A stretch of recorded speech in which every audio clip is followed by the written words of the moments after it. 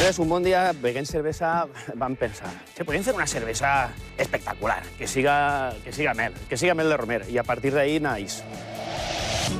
Bé, de segur que has escoltat en més d'una ocasió allò de que això és mel de romer. I això és el que han buscat, i a més al peu de la lletra, Sergio i Rafa, els dos emprenedors que coneixeràs ara. Ara el que vas a veure amb ells és una cervesa i un pa mel de romer. Com ara veuràs, tot va partir en Xàtiva, però el cas és que ja s'exporten a la resta del món. I tot va sorgir així com qui no vol la cosa, com una afició. Sí, i una nova lliçó de que amb sort i ganes tot és possible.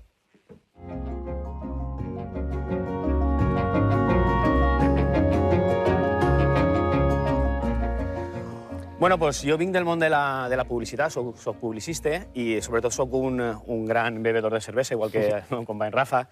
I res, un bon dia, beguent cervesa, vam pensar, podríem fer una cervesa espectacular, que siga mel de romer, i a partir d'ahí naix la idea de la cervesa a les socarrades. I després de 2 anys de fer cervesa, de vendre cervesa, i després de l'èxit que està tenint la cervesa, el que està agradant, naix el projecte, naix la idea de fer un pa amb la nostra cervesa. Bueno, i este és el forn artesà on es fa el pa amb la socarrada.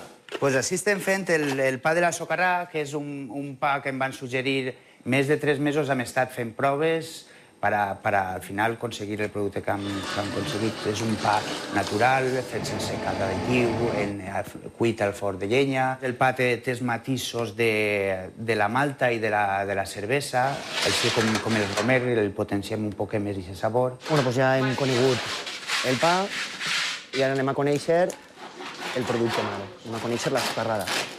És una cervesa artesanal,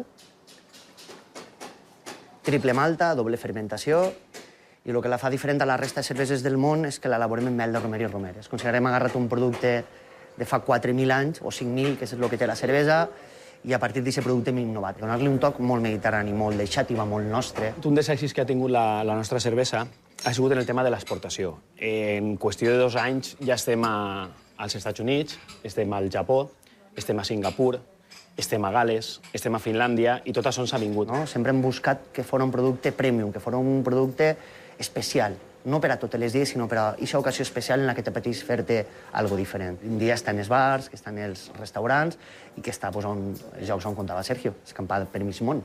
La història dels Estats Units és molt divertida, perquè va ser un home que va vindre a València, va conèixer la socarrada per casualitat en una tenda, el va comprar, li va encantar i automàticament es va cridar per telèfon a aquesta persona i es va dir: Sergio i Rafa, vull portar la socarrada als Estats Units.